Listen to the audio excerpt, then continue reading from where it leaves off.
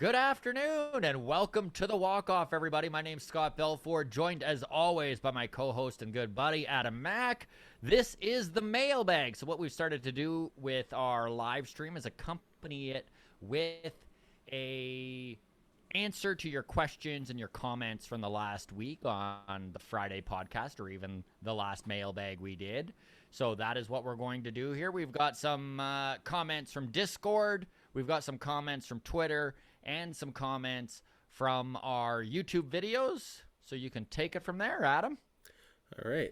We also have comments from Instagram today as well. We're going to be covering everything from Merriweather, very close to coming back. More complaints about Montoyo and his lineups that he's setting. Some complaints about Springer and his injury that he's dealing with. We have a good one about Dante Bichette returning as the hitting coach and the impact that that's had. And then we have some fun hypotheticals about Blue Jays players, and if we could only keep one for their career, who would that be? So we'll get to all that stuff as well. We have one last bonus question at the end here. Does Vlady have any chance at joining the 700 club? Ooh. But we'll save that for the very end. So without further ado, the first one is from Derek in Discord, and he says, Merriweather is going to be activated any day now. Who loses their spot? And he's given the suggestions of Brian Baker, Kevin Smith, or Breivik Valera. Man, that is such a good question.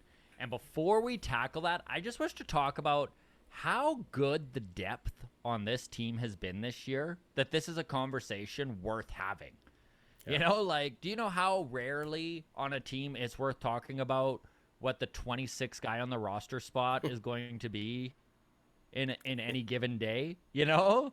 No, but absolutely. Like, optimism's up, man. Things are looking good, and all of a sudden every spot matters. So bringing Julian Merriweather back, super important for this team.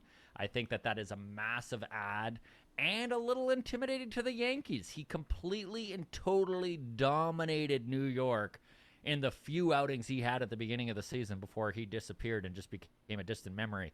So very exciting stuff to see him returning to the lineup. But the question is, who loses that roster spot? I think Brian Baker is probably the safe bet. They just brought him up. He got his major league debut the other day. When you say safe bet, like he's safe to stay on the team, or he's the I think bet it's to be the first guy. I think he's one of the more likely guys to be sent back down personally. Yeah. It could be Kevin Smith as well, especially with how Breivik Valera has been playing. And what I love about what Valera is doing, and you may disagree with this, Adam, but nobody was thrilled to see him on this team. Of course, there were some injuries that happened, and Valera just seemed like the weak link. But the truth is, he's been putting up good at-bats. He's been playing good defense. He's not hurt this team at all. And you know what? Him in that number 9 hole, better than a lot of other options you could have. So I think it's between Kevin Smith and Brian Baker. How about yourself, man? Yeah, I tend to agree. I like Valera at this point. He just feels like a scrappy character guy. He's a very competent base runner. No, I think Valera is going to stick around. That's a really good point about base running, man, is that he has not been a detriment on the base path. He has taken that first to third, and he's looked very proficient out there, which is more than you can say for some of these guys that they have brought up from the minor leagues, right? So absolutely. I do want to just mention quickly, we have like an ass load of outfielders right now. Mm-hmm. We've got Dyson and Lamb, I would say, are both candidates to maybe. And for our American listeners, obviously, ass load is the metric form of the measurement. Yes. Yes, that is the metric version of shit ton. Yes. But no, I think with Springer out, that kind of necessitates some flexibility there defensively in outfield. Dyson's probably safe because he's our best base runner at this point. Mm-hmm. Also, he can play center field, and with Springer probably not going to be playing in the outfield again for the rest of the year, a little defensive versatility for center field is important. So just quickly, here's our active roster just for outfielders. We've got Corey Dickerson, Randall Grichuk, Lourdes, Teoscar, Springer, Jake Lamb, and Jared Dyson. Yeah, that's right. Lamb can play some outfield too. Of course, they picked him up off of waivers. Just a little bit of security, a guy who can play a few positions, and of course, with Espinal being on the IL and Biggio being on the IL, they needed a guy who could play third base, and so he is the guy. All right. Well, moving on to the next one. Diego on YouTube says Blue Jays are in a penny race. What's Smith doing at third base? That Montoyo's out to lunch. Unbelievable. Thoughts? Do you wish to tackle this one first, buddy? Well, you just mentioned Kevin Biggio's on the IL. Espinal's on the IL. So Espinal, one thing to note, 10-day IL as of August 10th. So today is day 10. Does that mean he's going to get activated tomorrow? I don't know. But eligible to return soon. Yeah, I don't know either when Espinal is back. I haven't heard any word on that. However, it is good that he's able to be activated now. Hopefully he's close. He definitely added some versatility to this infield and was putting together a heck of a season. I think if you erase Cavan from the equation, Espinal is by far our best option at third base. Yes, agreed. Right? Sorry, go ahead. No, agreed. And so I think when it comes down to why is Kevin Smith getting playing time at third base, it's because he's defensively sound, has put up good numbers in AAA, and they don't have a lot of other options. They really Jordan don't. Groshans isn't ready to be brought up, and they already picked up some guys off of waivers, right? Like Lamb has joined this team for that exact reason. He's a veteran pro who's been around. I mean, I can't crap on Smith. Kevin Smith has come in a very difficult time and has done a good job in the short spurt that he's been. Obviously, he has not figured out major league hitting, but guess what? Most guys don't in their first 2 weeks in the major leagues. So, no, absolutely. And you mentioned Jordan Groshans. Groshans not even on our 40-man roster. yes. So for him to be added, that would burn one of his option years. And I don't think the Blue Jays are interested in doing that. Absolutely not. No, I don't think. I think that's why Kevin Smith is up. Is just he had such a good year, and there weren't a lot of other options. And on top of that, honestly, I think if you bring up Groshans now today, anyways, he's going to produce similar numbers to what we're getting from Kevin Smith, anyways. It's just not as marquee of a name. So, agreed. All right. Colton on Twitter says Springer is obviously hurt and not producing. I think they should sit him for the rest of the Yankees series. What do you think? We might see it happen. Depends how sore his knee is. Obviously, what the Blue Jays have come out and said, so the lip service they're giving is that he can no longer damage his knee any further than it has been damaged. So it is a sprained knee, and they're waiting on it to heal. He's got a brace, and that is why they have given him the go-ahead to take at bats and be out there as a DH. He has looked hobbled the last couple games. Yep. Like, he is limping to the plate. So, you know what? If a day or two off can bring Springer from 30 to 40% to 60 to 70% okay, I would say let's give him a couple days off. That said, this Yankees series, biggest series of the year. And this team is far better. Just look at the record with Springer in it. You don't need to do anything further than just look at the wins and losses. They are a much, much better team with George Springer in it, even if he's at 50%. So do I think that they're going to sit him for the next 3 days? Only if they absolutely have to. I don't know where you're at on this, Adam. Yeah, I agree, but I would say move him down in the lineup. Right? Like, do we want a hobbled guy hitting first? I don't know. That's a really interesting and good take, actually. I hadn't really thought of that. I think the most value that he's contributing right now is just the fear factor for pitchers.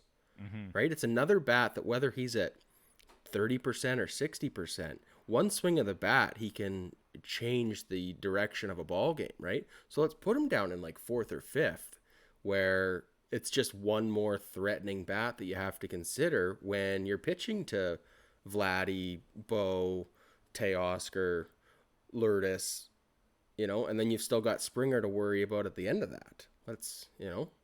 I think it's an interesting take. My question to you is, how much better has Simeon bid with Springer in front of him? I don't know. Yeah, no, it's all intangible. It's definitely stuff, something right? to consider. We're it's a hard guessing math here, equation, right? Yeah. Speaking of bats being better, Dulcimerist on YouTube says Dante Bichette returning as the hitting coach or assistant hitting coach this week may have been the magic ingredient that the Blue Jays needed. Not only has the offense looked better, but the pinch hitting choices, the defensive substitutions, and the bullpen moves have looked noticeably better as well. I don't know if he can get credit for the pitching moves that have been made, but certainly it coincides nicely with the fire that these bats have been set to. Could it be a mental thing, dude? Like, do you think the fact that Dante was there with them in 2020 and made such a big difference in the way those guys hit that just getting him back just mentally made them be like, Could be. I mean...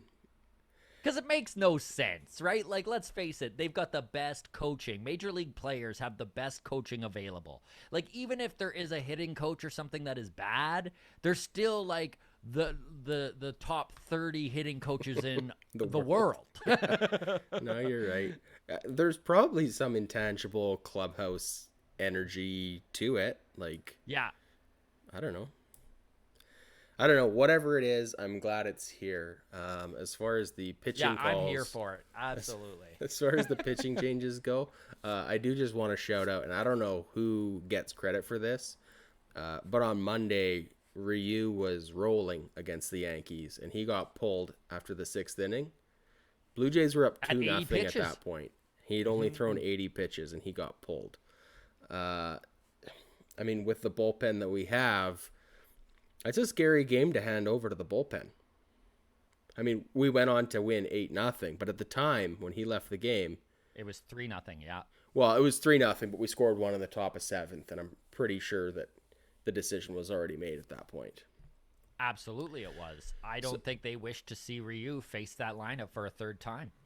I think that's the truth. Is that Ryu? You look at his numbers; he is elite the first 2 times through the order, and then about as average as they come for that third time. So you know what? If he can get through 6 innings on 80 pitches and face only that first and second guy in the order a third time, yeah, I'm all for it. I think it was a solid move by Charlie. I think they actually played that very well.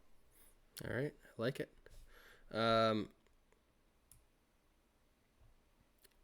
One thought there. Do you think there's any chance we start doing something really weird with it where we have an opener for 1 inning to face the top 1, 2, 3, maybe 4 hitters, and then bring Ryu in for 6, 7 innings where the guys that he's facing for a third time is the bottom half of the order? Buddy, I'm going to come across like the oldest man here, I know I'm getting way too fancy here. But no, I hate the idea of an opener. Always have. All right. I don't like the idea of, especially with Ryu, your $20 million guy, your pseudo ace. Listen, I know Robbie Ray's our boy, but technically, Ryu is supposed to be our ace. We're gonna pitch an opener for him. Like, fuck off. All right. No, I'm glad you had that opinion. I'm glad, Scott. That's good. No, I absolutely love it. All right, let's move to a couple last fun ones here with Instagram before we get into our coverage of the live stream tonight. Okay. So Ashley P on Instagram says, hypothetical, Jays can only keep 1 guy for their entire career. Would you rather keep Bo or Vlady? That's a tough one, Scott. It's like, do you want your right arm or your left arm? I want Vlady, I guess. Okay. Listen, I think Bo is an incredible talent. I think he is elite. I think he is going to be a all-star shortstop for this team for years to come. I think he's going to be a 300 average hitter. He is a superstar. But Vladimir Guerrero Jr., at this point, I truly believe could be a Hall of Famer. And I am not quite there for Bo. We'll see. I would love to be wrong. I would love for Bo to be so good that we actually are at a point where we're like, remember when we thought Vlady hitting 320 and 40 home runs was good? Like, that would be awesome. That's the best case scenario, right? All right. How about you, man? What do you think if you're picking? Well, I think when we talk about keeping someone for their entire career, we're talking 15 to 18 years, right? Yeah. I'd say Vlady as well. Like, even if his body breaks down at 32, that's still 10 more years, right? Like, well, yeah, but that's a great point. Is I think that Vlady as a first baseman has the easy path to a long career ahead of him. agreed. Right? Like, if there was one position in all of baseball that's got to be low risk of injury, it's first base. Mm-hmm. Right? Probably the safest, knock on wood, injury-wise of all the positions, right? And I think the fact, too, that he's playing first now at 22 years old says something, too, right? Like, you can get injuries that nag at you at other positions. Not that it's not like you're not injury prone at first base. Obviously, every ball player can get injured, but I have to agree with you on the fact that first base at 22, probably limiting the risk more than you could at any other position. Well, and then by the time he's in his late 30s, like if he's splitting time at DH so that he can keep getting his at-bats and, but he's, for whatever reason, like I could totally see him playing till he's 40 years old, splitting time at first base and DH. But I don't... We saw it with Edwin Encarnacion, right? At 35 years old, hit 40 bombs and split time between DH and first for the Jays back in 2016. It was beautiful. I'm gonna say one more thing here that I might catch heat for. Okay. I am a little bit concerned about the long-termness. That's so articulate of me. Of Bichette's swing.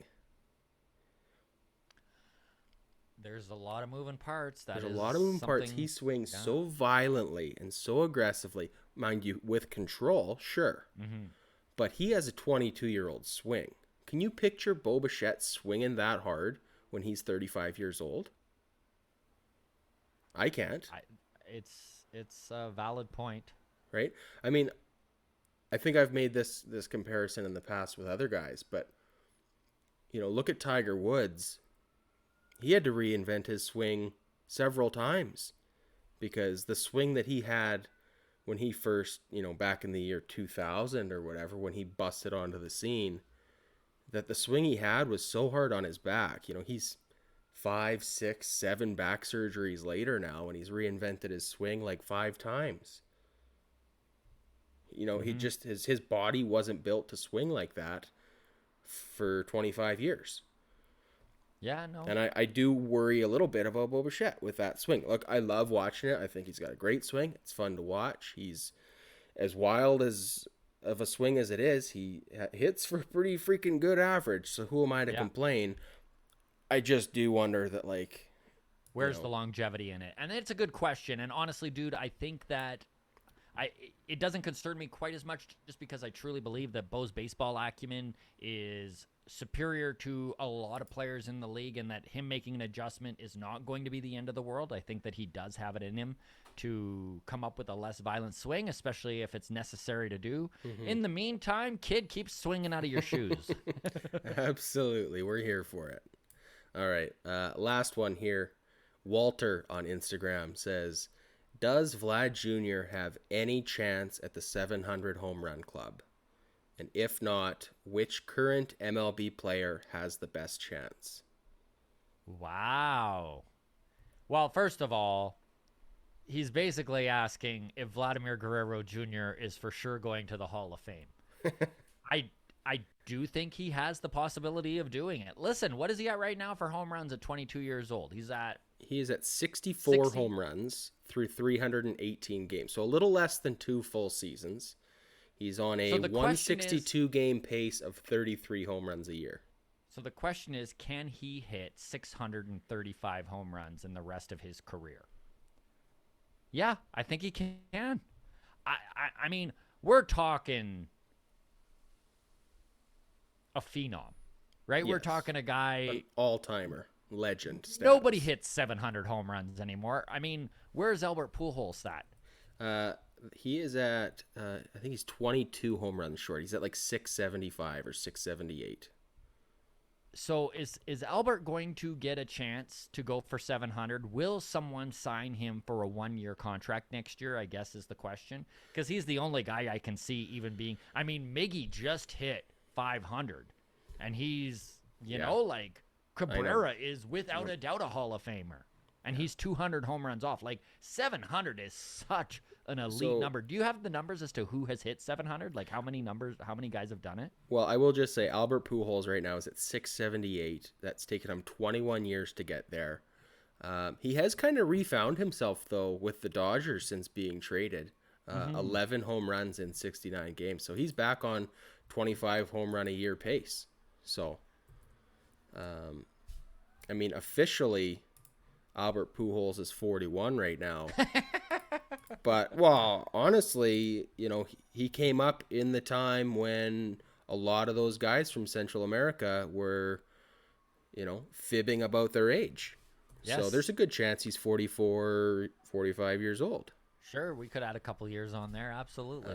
Speaking of guys who are maybe older than they would have liked to admit, Vlad Sr. Played for 16 years. He retired at the age 36 and had 449 home runs. Wow. But again, yeah, 700 may have been 38, 39 years old by the time he actually retired. So, man, 700 is such a huge number. It's so hard. The list of do you 700. Do you think Vlady can do it? Here's the list of 700. Babe Ruth, Hank Aaron, Barry Bonds. That's the list. Okay. Maybe Albert Pujols if he maybe can Albert Pujols. Year. Man, would I ever love to see Albert Pujols do it. Me too. It would be just an absolute crime to see him be this close and retire. Yeah. Okay, so who could do it? Basically, the quest for 700 is a math problem when it comes right down to it. You have two paths to it. You can hit 50 home runs a year for 14 years. That's the Babe Ruth path. Or you can hit 35 home runs a year for 20 years, and that's the Hank Aaron path. The third path is cheat. So just to put that in perspective, Hank Aaron had fewer 45 home run seasons. He had 2 of them. Then Sammy Sosa had 60 home run seasons. Wow. Who hit over 60 3 times. But Hank Aaron had more 20 home run seasons than Sammy Sosa had in the big leagues. Wow. So, I mean, you can be a... Like, wow. You could be when you break that down, that is insane. Can I change my answer? No, I don't think he'll do it. Like... I would say at this point, he might have the best shot at it. Yeah. Other than Pujols. Right. Other than Pujols, who I think could finish this year over 680 and come back for one last chance. Now, if Pujols comes back next year and can't get to 700, I think he's done. Yes, absolutely.